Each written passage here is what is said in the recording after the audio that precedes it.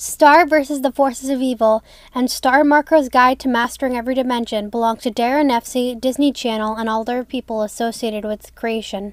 Please go support Star versus the Force of Evil and go buy this book. Hello everybody, Raspberry Barrel here, and now we're going to be reading the 5th chapter in the Star Marco's Guide to Mastering Every Dimension. This chapter is called Critiques, Crews, and Monsters. So, let's just get right into it. Critiques, Crews, Monsters. Wanted, the Forces of Evil. Hey, Bee-Fly, says Ponyhead. I found these flyers when I was at the interdimensional police station. OMG, did you know that Toffee guy you told me about is most wanted? That's hot.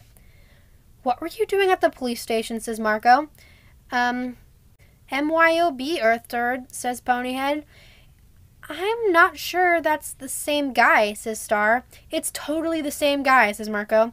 But I thought he blew up, says Star. Guess not, says Marco. Wowee, he's hot, says Ponyhead. And yes, so this book, as I said before, takes place after Bon Bon, the birthday clown. So Star and Marco did think that Toffee had blown up at this point and did not know that he was in the wand. Wanted. Most wanted in all dimensions by order of the Magical High Commission. Toffee, a.k.a. Toffee of Septersis. Wanted for the attempted theft of the magical items, magical wand, unlawful imprisonment of magical persons, mass magical detonation of royal protected structure and its inhabitants, Castle of Arius, and failure to comply with the human monster accord. Castle, huh? Says Star. Toffee of Septersis was last seen before the destruction of Castle of Arius. He had taken the castle over in violation of the Avaricis-Septersis Treaty. He hasn't been seen since the blast that destroyed Castle of Arius, but is Septarian and thus capable of regeneration. His ability to fully regenerate is unclear, as he was incapable of regenerating after the conflict prior to the human monster accord. You ever heard of this, Star? Says Marco. Wherein he lost a finger that he never restored. No part of him has ever been recovered. Ponyhead brought more than just a toffee wanted poster. She also brought one for all these others. Wanted.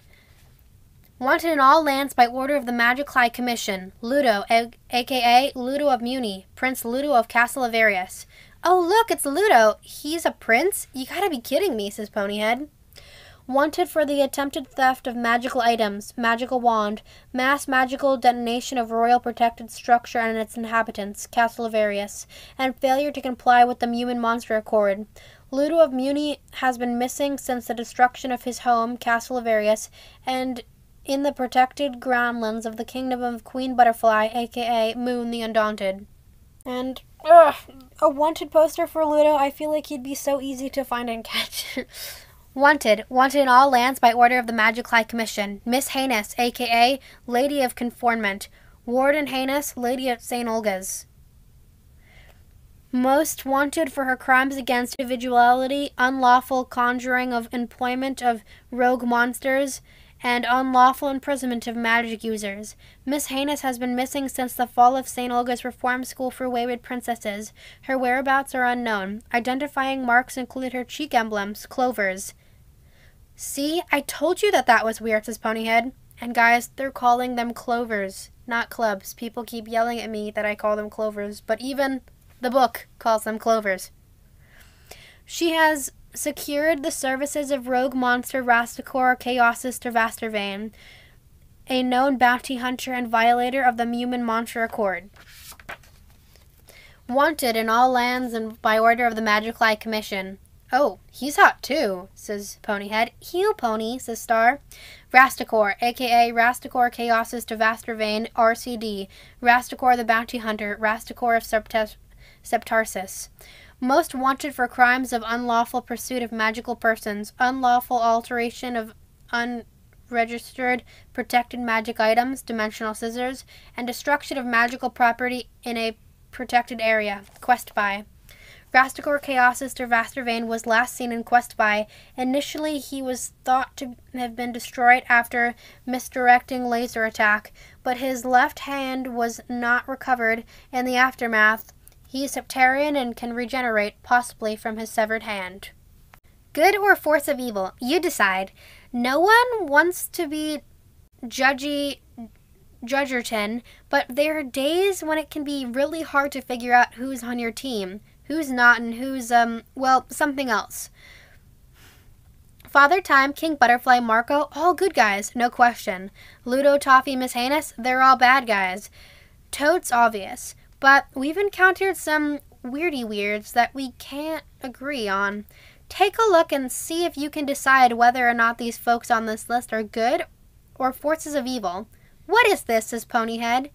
Ew, Marco, did the laser puppies get a hold of this, says Star? That doesn't look like their kind of mess. The Truth or Punishment Box. Along with the dimensional scissors, the Truth or Punishment Box is another thing that Ponyhead found in the bathroom of the Bounce Lounge. That alone would probably be reason enough not to play with it. But I mean, come on, of course we played with it. But it was such a grump. It kept getting mad and finally self-destructed when it couldn't comprehend our young minds. I say the Truth or Punishment Box is good because without the box forcing me to reveal my crush on Jackie Lynn Thomas, I would never have gone to the dance with her or ridden on the skateboard with her, says Marco. I say the box is evil because it doesn't understand teenagers. What do you think? Good?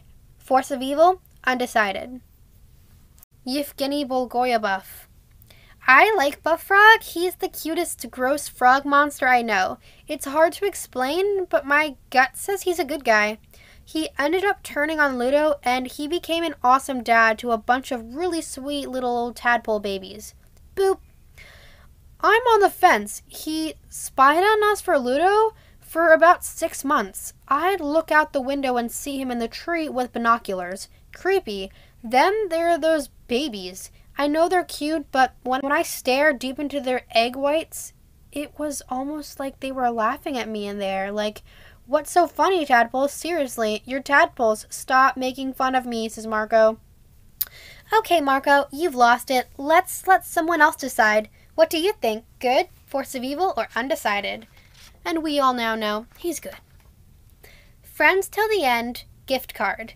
Now you're really scraping here. That card wasn't even a thing, says Marco. She was too. She worked hard to make sure you found something that you really wanted, and it worked. You love your wallet. You're just saying that because you bought me the card. Definitely sweet of you, but you didn't read the fine print and it almost killed us, says Marco. So you don't like the wallet? No, I love the wallet. So she's good. The security of the wallet doesn't work, and Jana stole my XZ fan punch card. I had one more punch left to get a free dozen. Sounds evil to me, says Marco. Obviously, we're not on the same page with this one. What do you think? Good, force of evil, or undecided? The laser puppies. Pew pew. How are the laser puppies end up on this list, says Star? I was about to ask you the same thing, says Marco. Well, let's just check good. Everyone loves the laser puppies. Yeah, must be some kind of mistake. No, I put them on the list, says Ponyhead. Huh? Ponyhead? Correct. I do not like dogs, K. GTG. They aren't dogs. They're laser puppies, says Star. WEGTG. No dogs, please. No, wait. Just look at this. Cute little picture. K, that's pretty adorbs. See, I told you. Fine, just check good. Moving on, GTG, OMG. What do you think? Good? Force of evil, or undecided? Boofly. Boofly is a weird little guy. He kidnapped Marco, but he also makes airplane noises with his mouth when he flies. Sort of like a 5-year-old. It's kind of adorable.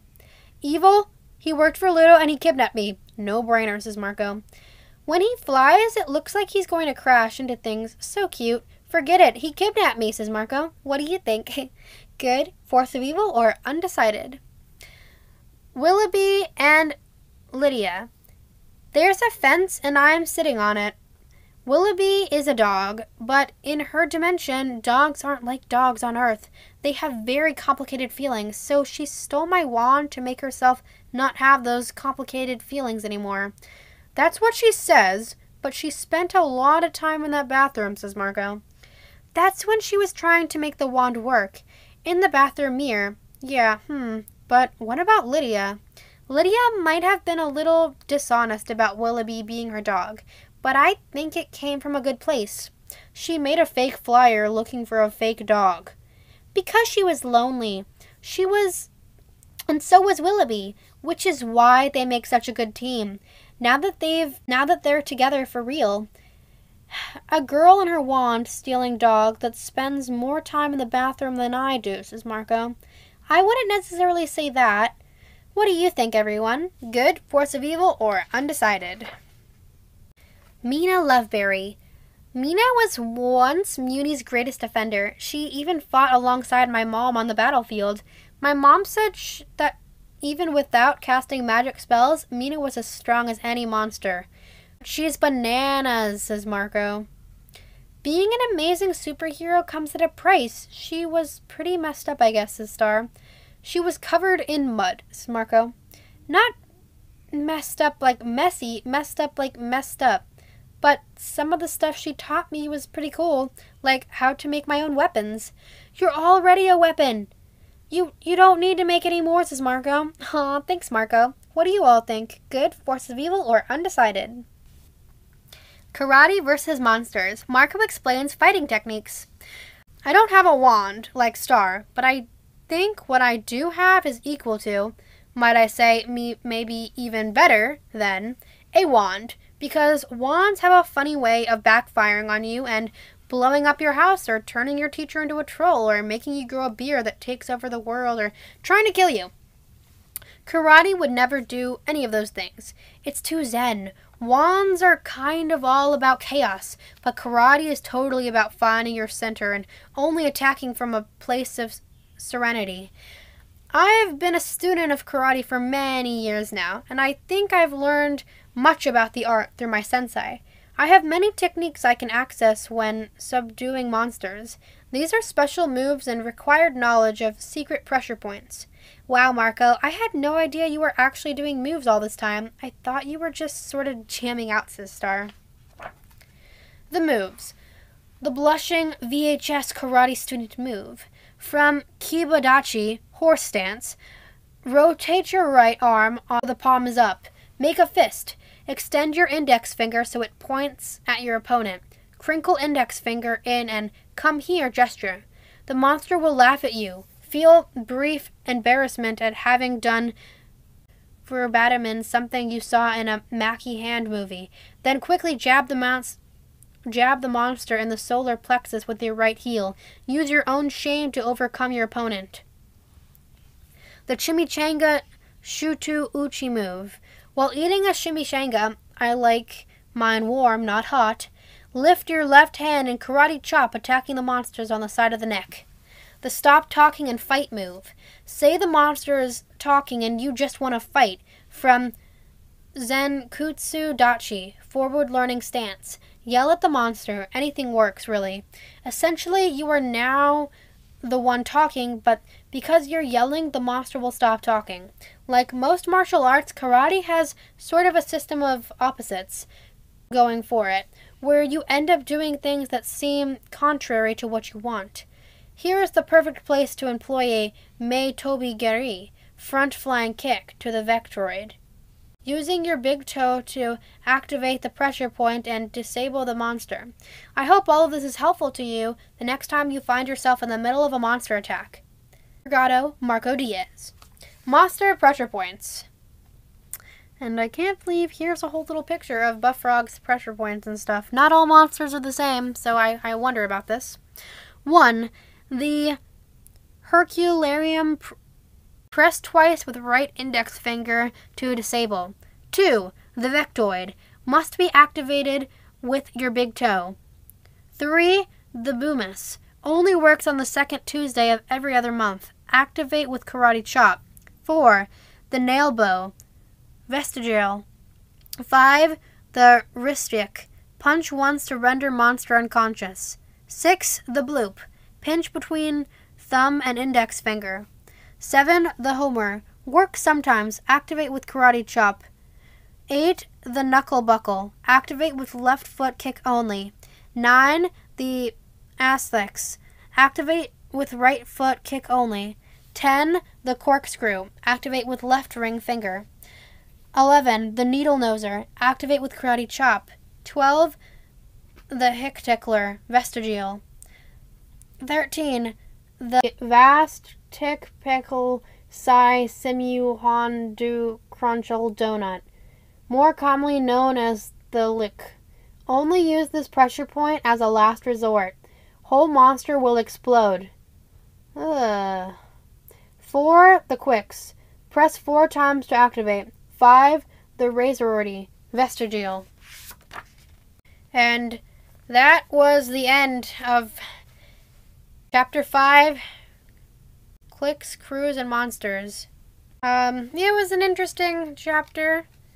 It's kind of another chapter of meeting people, but then learning more about them. Wanted posters for Toffee, Ludo, Miss Heinous, Rasticor, and little character sheets on Pooh Fly, Willoughby, and Linda. Gift cards, and I can't believe the Ponyhead found the Truth or Punishment box, the box of truth, in the Bounce Lounge bathrobe. How did it get there? Was Heckapoo playing with it? I don't know. But it's an interesting chapter. I hope you all liked it. Star vs. the Force of Evil belongs to Daron, nefcy, Disney Channel, and other people associated with its creation. Please go support Star vs. the Force of Evil and go buy this book. Have a great rest of your day.